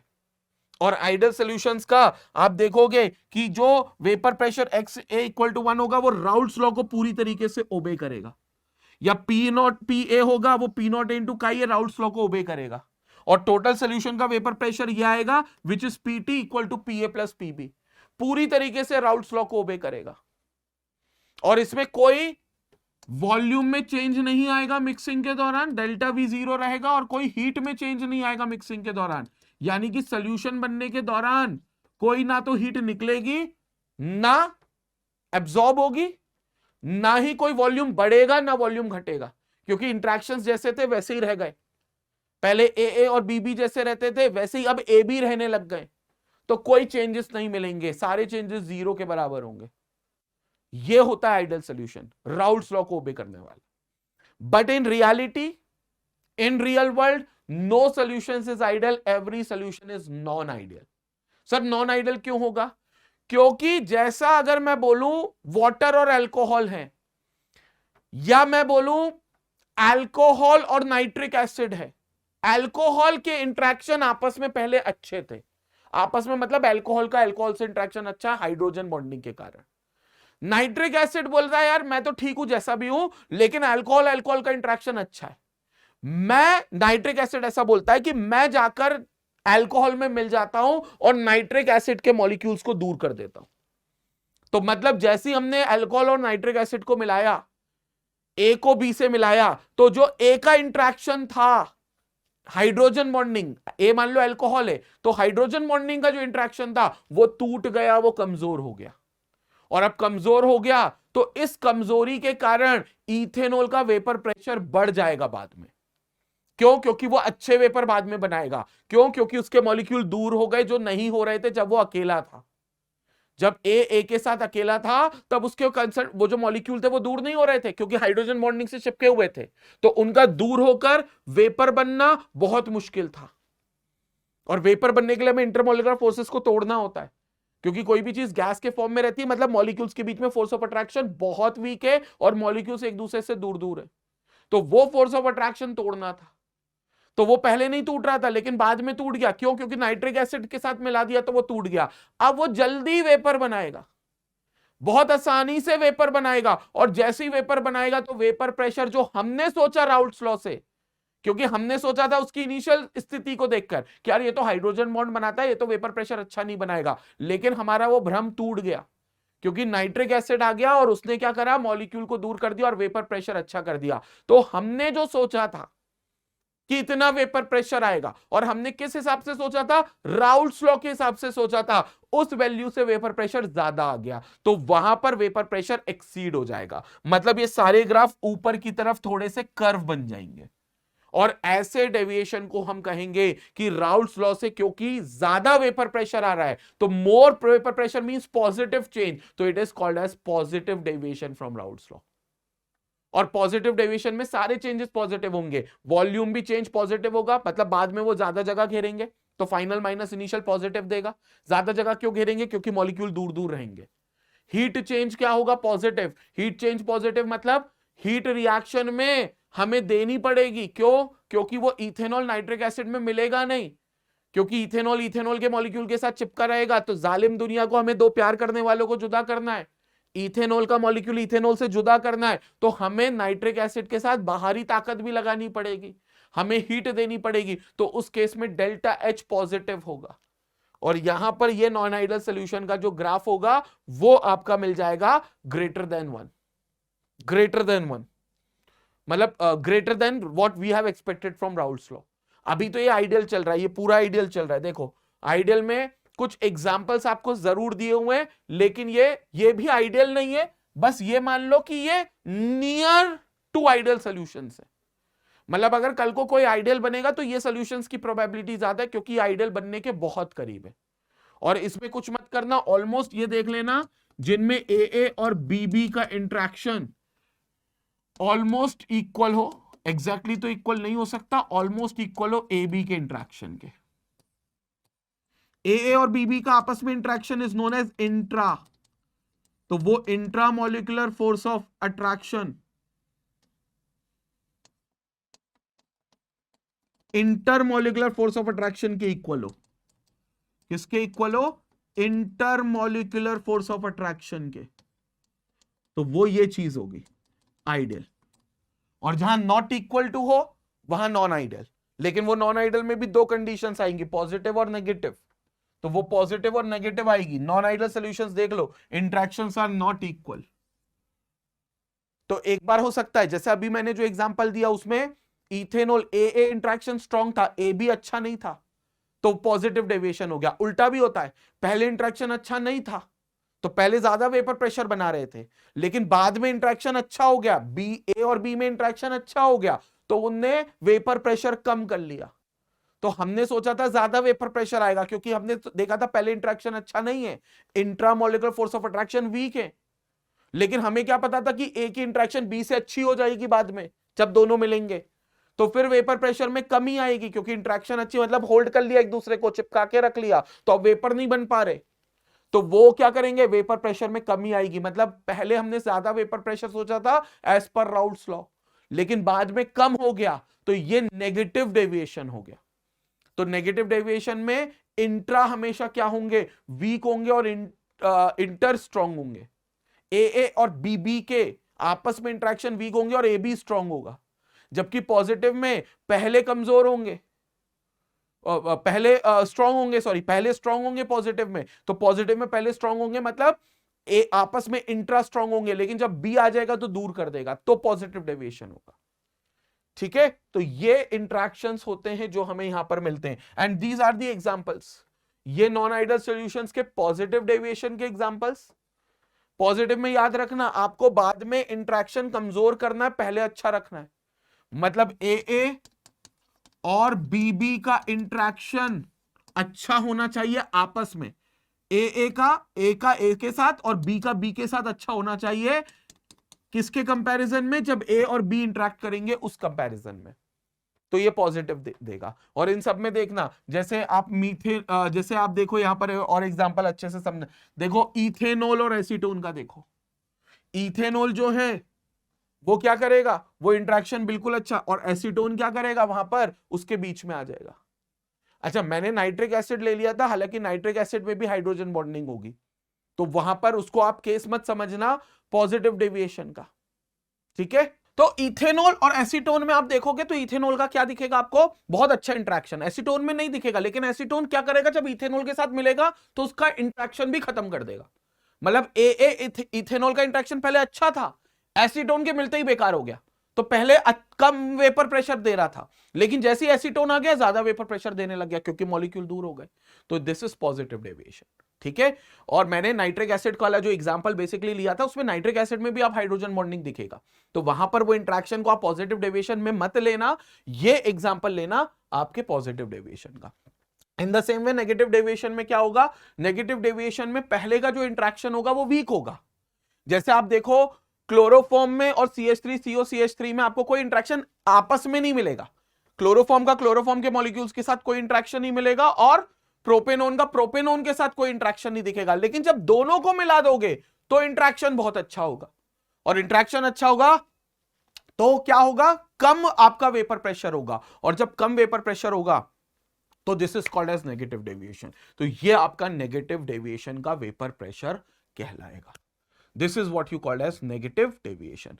कंसेप्ट क्लियर हो गया पॉजिटिव नेगेटिव की कहानी को, सारी चीजें क्लियर हो गई। ये आपको डेविएशन मिलता है बेसिकली यहां पर।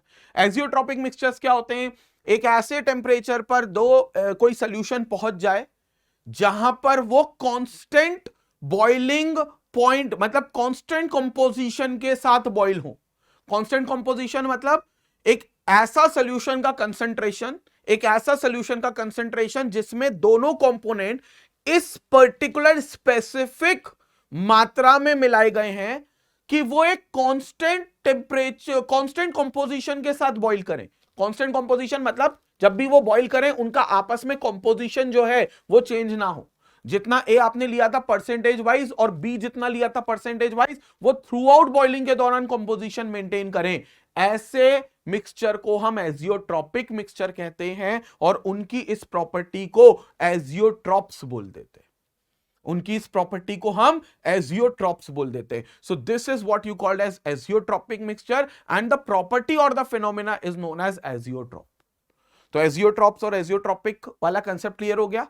अब जिसका वेपर प्रेशर कम होगा वहां पर आप देखोगे the solutions which show a larger positive deviation from Raoult's law will have minimum boiling azeotrope.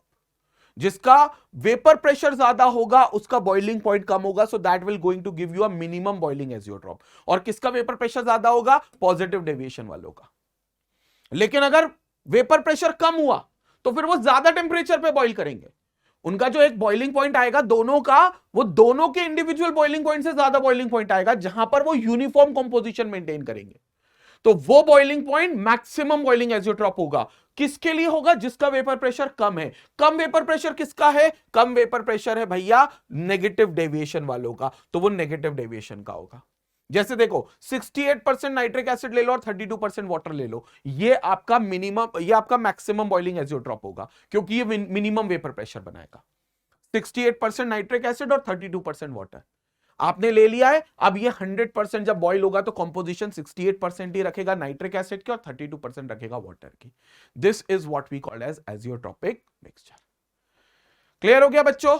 तो यहां पर हमारा जो थ्योरी पार्ट था वो पूरा कंप्लीट हो चुका है, और अब हम आ चुके हैं कुछ क्वेश्चंस पर जो नीट में प्रीवियस ईयर में पूछे गए हैं, और हमारे थ्योरी से कैसे हमें 8 नंबर पक्के मिलने वाले हैं इस पर बात करते हैं। तो वो 8 नंबर जो है वो कैसे सिक्योर्ड होंगे, इन्हीं क्वेश्चन से होंगे जो इसी थ्योरी पर बेस्ड है। पहला question, for an ideal solution the correct option is. Ideal solution में पहली बात तो सारी चीजें जीरो होती हैं, जो चेंजेस होते हैं वो जीरो होते हैं आइडियल में, लेकिन एंट्रोपी का कोई चेंज नहीं होता, ये गलत है। Heat change on mixing is zero, ये सही है। गिब्स फ्री एनर्जी नहीं होती, ये भी गलत है। Correct answer is option 3, heat change on mixing is zero, ये हमारा करेक्ट आंसर हो गया। क्या होगा इसमें, हीट चेंज ऑन मिक्सिंग क्या होगी, जीरो होगी, तो ये बिल्कुल करेक्ट आंसर हो गया। डन। अगले क्वेश्चन, पहले स्क्रीनशॉट ले लो तुम इसका। क्वेश्चंस का सबका भैया स्क्रीनशॉट लेते हुए चलेंगे, क्वेश्चंस का सबका स्क्रीनशॉट लेते हुए चलेंगे, ठीक है। चल अब आगे आते हैं अगले क्वेश्चन की तरफ। The mixture which shows positive deviation from Raoult's law. Positive deviation बोले तो पहले इंट्रैक्शन अच्छा था बाद में बेकार है। पहले अच्छा एसीटोन और क्लोरोफॉर्म नहीं हो सकता क्योंकि इनमें क्या होगा, पहले ही आपका इंट्रैक्शन जो होगा वो बेकार होगा, बाद में अच्छा हो जाएगा, उल्टा हो जाएगा। ये भी नहीं होगा, इसमें भी सेम चीज होगी। इथेनॉल एंड एसीटोन अभी देखा हमने, पहले इंट्रैक्शन इथेनॉल में अच्छा है, लेकिन जैसे ही एसीटोन मिलाओगे इथेनॉल में इंट्रैक्शन खत्म हो जाएगा, हाइड्रोजन बॉन्डिंग ब्रेक हो जाएंगे, तो ये क्या होगा, बाद में अच्छा वेपर प्रेशर देंगे, मतलब पॉजिटिव डेविएशन। तो ये हमारा आंसर हो गया, ये हमारा थर्ड ऑप्शन इसका आंसर हो गया। क्लियर? स्क्रीनशॉट ले लो भाई इसका एक बार, स्क्रीनशॉट ले लो इसका एक बार। नेक्स्ट क्वेश्चन चलते हैं, अब नेक्स्ट क्वेश्चन डिस्कस करते हैं। नेक्स्ट क्वेश्चन बेसिकली एक न्यूमेरिकल है, कोलिगेटिव प्रॉपर्टी का, समझते हैं। The freezing point depression constant Kf of benzene is 5.12 Kelvin kg per mole. तो Kf बेंजीन का कितना है, 5.12 Kelvin kg per mole. The freezing point depression for the solution of molality 0.078. Molality कितनी है, 0.078। आपको निकालना है the freezing point depression delta TF. तो delta TF is equal to K F into molality होता है। तो delta TF is equal to K F कितना है 5.12 इंटू 0.078। अब ये तो सॉल्व कर लो यार, 5.12 इंटू 0.078 इसको अपन सॉल्व कर लेते हैं। सो वी हैव 5.12 इंटू 0.078, यही अपना आंसर होगा जो भी होगा इसमें से। तो वी हैव 5.12 इंटू 0.078, 0.39 मतलब 0.40 अप्रोक्सीमेटली कैल्विन में आएगा। और ये क्योंकि टेम्परेचर की स्टैंडर्ड यूनिट इज कैल्विन और delta TF is change in temperature, तो कैल्विन ही होगा। So we have correct option as first option correct है। सीधा फॉर्मूला बेस्ड डेरिवेशन, सीधा फॉर्मूला बेस्ड था भाई। तो दिस इज 0.40। उम्मीद करते हैं अभी बिल्कुल क्लियर हो चुका होगा। बहुत बढ़िया, ठीक है। चलो आगे चलते हैं, नेक्स्ट क्वेश्चन पर हम लोग मूव करते हैं। अब नेक्स्ट क्वेश्चन देखते हैं भाई। So we have the following solutions were prepared by dissolving 10 gram of glucose in 250 ml of water। 10 gram glucose 250 ml पानी में मिलाया है, 10 ग्राम यूरिया 250 ml में मिलाया है, एंड 10 ग्राम सुक्रोज 250 ml पानी में मिलाया है। सबके वेट सेम है और सब में पानी का जो मात्रा है वो सेम है, बस कंपाउंड अलग अलग है, सॉल्यूट अलग है। Right, the right option for the decreasing order of osmotic pressure. एक बात बताऊं, ऑस्मोटिक प्रेशर पाई जो होता है वो सीआरटी के बराबर होता है। सी मतलब कंसंट्रेशन मोलैरिटी, यानी कि ये इनवर्सली प्रोपोर्शनल होगी एमबी के। यानी कि जिसका एमबी ज्यादा होगा, जिसका एमबी ज्यादा होगा उसका पाई कम होगा, या फिर कह लो जिसका एमबी कम होगा, मॉलिक्यूलर मास कम होगा, उसका पाई ज्यादा होगा। हमें डिक्रीजिंग ऑर्डर करना है, मतलब हमें ज्यादा पाई वाला पहले चाहिए, और ज्यादा पाई वाला मतलब कम मॉलिक्यूलर मास का। तो इसमें मॉलिक्यूलर मास पानी का क्या है, वाटर का 18, यूरिया का जो मास होता है, urea is basically NH2C double bond O NH2, ये यूरिया होता है, ठीक है। तो urea is basically NH, N का कितना होता है 14 और 2 N है तो 28, 28 के बाद ऑक्सीजन इज 16, 28 प्लस 16 34, 44, 16 34 और 44, और 44 के बाद मीथेन is 16, तो 50 और 60, मतलब यूरिया का मास हो गया 60 मोलार मास। और कौन है, और है हमारे पास सुक्रोज का मास सबसे ज्यादा है भाई 342, ठीक है। तो सबसे ज्यादा सुक्रोज का मास है 342 और सबसे कम है पानी का। तो पानी का मोलार मास सबसे कम है तो पानी का पाई सबसे ज्यादा होगा, तो P1 सबसे ज्यादा होगा। P1 से कम यूरिया होगा क्योंकि उसका मोलार मास है सेकंड नंबर पे, और सबसे ज्यादा मोलार मास है सुक्रोज का P3 342, तो इसका पाई सबसे कम होगा, तो P3 सबसे कम होगा। तो P1 सबसे ज्यादा, उससे कम P2 और उससे कम P3। तो as per the option given third option बिल्कुल करेक्ट है। So we have this as third option बिल्कुल करेक्ट है, तो इसका थर्ड ऑप्शन जो होगा वो करेक्ट आंसर होगा, ठीक है। स्क्रीनशॉट ले लें, फिर अगले क्वेश्चन पर आते हैं बच्चों, स्क्रीनशॉट ले लें। ओके, नाउ नेक्स्ट क्वेश्चन, अगला क्वेश्चन भी एक न्यूमेरिकल है, क्वेश्चन देख लेते हैं। We have the correct option for the value of vapour pressure of a solution at 45 degree Celsius with benzene to octane in a molar ratio 3:2 is. आपको correct option बताना है for the value of vapour pressure of a solution. मतलब आपको पता है क्या, P0A minus PS upon P0A equals to काई B, जो कि मोल फ्रैक्शन होता है, उसका फॉर्मूला यूज करना है, ठीक है। अब आपको बताना है बेंजीन टू ऑक्टेन जिसका मोलार रेशियो 3:2 दिया हुआ है। मोलार रेशियो 3:2 मतलब लेट द मोल्स ऑफ किसके, बेंजीन के, C6H6 कितना हो गया 3x, therefore moles of किसके, ऑक्टेन के, व्हाट इज ऑक्टेन, C4H10 कितना हो गया 2x, ठीक है।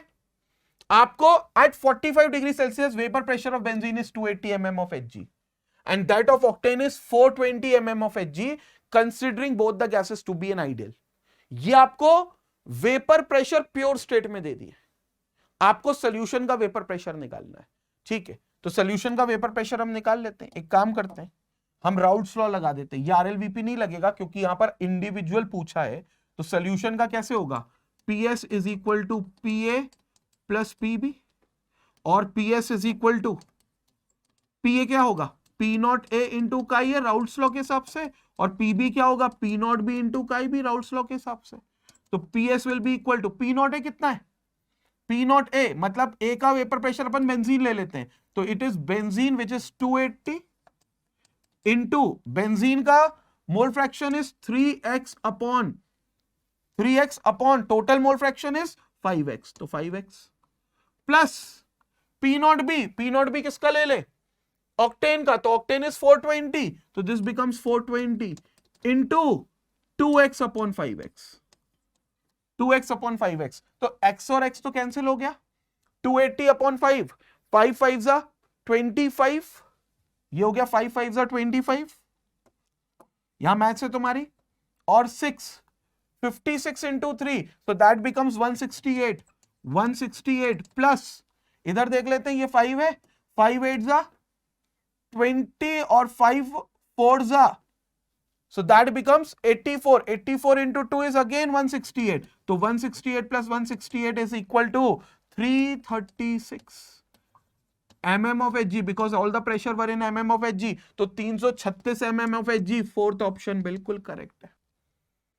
तो दिस इज व्हाट, तो ये फॉर्मूला बेसिकली यूज नहीं होगा, ये मैं हटा देता हूं, क्योंकि मुझे पहले लगा था दोनों को आपस में मिक्स करेंगे, वो मिक्स नहीं कर रहे, वो इंडिविजुअल, मतलब मिक्स तो कर रहे हैं, पीएस पूछ रहे हैं, लेकिन वो इंडिविजुअल वेपर प्रेशर उनके दे दिए, इंडिविजुअल वेपर प्रेशर उनके दे दिए। उनने सिर्फ ए से नहीं पूछा, सिर्फ सॉल्वेंट से नहीं पूछा, उन्होंने बी का भी वेपर प्रेशर दे दिया प्योर फॉर्म में। और ये वाला आरएलवीपी का जो फॉर्मूला बनता है तब बनता है जब बी नॉन वोलेटाइल होता है, जब बी वेपर नहीं बना सकता था तो आप ये फॉर्मूला लेते हैं, लेकिन यहां दोनों का वेपर प्रेशर दिया है, मतलब दोनों वोलेटाइल थे, तो दोनों वेपर बना सकते थे। क्लियर हो गया, डी ऑप्शन करेक्ट है, फोर्थ ऑप्शन करेक्ट है। जल्दी से स्क्रीनशॉट लें, फिर अपन आगे चलते हैं। ओके, सो क्लियर हो गया कंसेप्ट भी। Last question, if 1 mole solution that contains 0.5 mole of a solute. पहले देखो 1 मोलाल का मतलब क्या है, 1 मोलाल का मतलब है 1 mole is present in 1000 gram of solvent, 1 mole is present in 1000 gram of solvent, 1 mole is present in 1000 gram of solvent, ठीक है। लेकिन यहां पर कितने मोल है, 0.5 मोल। इसका मतलब क्या हुआ, अगर 1 मोल 1000 ग्राम में है तो 0.5 मोल मतलब इसका आधा 1000/2 यानी कि 500 ग्राम ऑफ सॉल्वेंट में प्रेजेंट होगा, और 500 ग्राम ऑफ सॉल्वेंट ये रहा। मोलालिटी की डेफिनेशन का क्वेश्चन है एक तरीके से, तो सेकंड ऑप्शन करेक्ट है कि 0.5 मोल का मतलब है, 0.5 मोलाल का मतलब है 0.5 mole will be there in 500 gram of solvent. मतलब अगर 1 मोलाल है सोल्यूशन तो मतलब 1 मोल 1000 में है, वो पूछ रहे 0.5 कितने में होगा, तो 0.5 500 में होगा, ठीक है। स्क्रीनशॉट ले लें जल्दी से बच्चों। तो यहां पर हमारा कंप्लीट होता है 8 मार्क्स का पक्का सेशन, क्योंकि ये जो वीडियो आप लोगों ने देखा, जो प्रोबेबली 1 घंटे 20 मिनट के आसपास का जो वीडियो है, 1 घंटे 15 मिनट 20 मिनट का, उस वीडियो में आपने 8 मार्क्स पूरे गेन कर लिए। Count on me. सॉल्यूशन का अगर आपने एक रिवीजन बहुत अच्छे से सारे मेरे कंसेप्ट समझे, मेरे रिवीजन को बिल्कुल एकदम सीक्वेंस में समझते हुए चले हैं, सारी मेरी बातों को सुना है, और बाकी क्वेश्चंस भी जो मैंने करवाए वो देखे हैं, तो आपके 8 मार्क्स श्योर शॉट यहीं से आएंगे। क्वेश्चन बदल सकता है, क्वेश्चन का डेटा बदल सकता है, concept will remain the same. और ऐसे ही दमदार सेशंस आपको मैं नीट के लाता रहूंगा। नीट के पेपर से पहले आपको वो सारे दमदार सेशंस दूंगा जिसमें आप 180 में से एटलीस्ट 165 प्लस आप स्कोर कर जाओगे, 165 100% स्कोर कर जाओगे। बस आपको वो डेडिकेटेडली वो सेशन देखना है, और सिर्फ इतने क्वेश्चंस तक नहीं रुकना। मैंने अभी 5-6 क्वेश्चंस कराए होंगे, सिर्फ उतने क्वेश्चंस तक नहीं रुकना, आपको थ्योरी पढ़ने के बाद कुछ और क्वेश्चंस की प्रैक्टिस भी करनी है। लेकिन जब आप वो कर लोगे रिवीजन के बाद, तो आपके 8 मार्क्स 100% पक्के होने, ठीक है। ये सेशन काफी है वो गाइडेंस देने के लिए, वो मेंटरशिप देने के लिए। तो स्टूडेंट्स मिलेंगे अगले सेशन में इसके साथ, एक और कोई दमदार सेशन के साथ, जहां पर हम अगेन 10 12 15 मार्क्स किसी ना किसी चीज से हम किसी किसी चैप्टर से पूरे कर रहे होंगे, पक्के कर रहे होंगे, ऐसे ही दमदार सेशन में हम दोबारा मिलेंगे। तब तक अपना ख्याल रखें। जितने तुम्हारे फ्रेंड्स हैं स्कूल के, कोचिंग के, कॉलोनी के, सोसाइटी के, सबको ये वीडियो शेयर करें, वीडियो सब तक पहुंचाएं, लोगों को जागरूक करें चैनल के बारे में, क्योंकि सारे कूल फैकल्टीज अब है नीट गुरुकुल पे। तो चैनल का लिंक भी शेयर करें, व्हाट्सएप ग्रुप, टेलीग्राम चैनल जितने बनाए स्कूल के, कोचिंग के, कॉलोनी के, सोसाइटी के, सब पर जाकर इसको शेयर करें। तो मिलते हैं अगले सेशन में, तब तक अपना ख्याल रखें। Thank you so much. Stay connected, stay educated. Thank you all.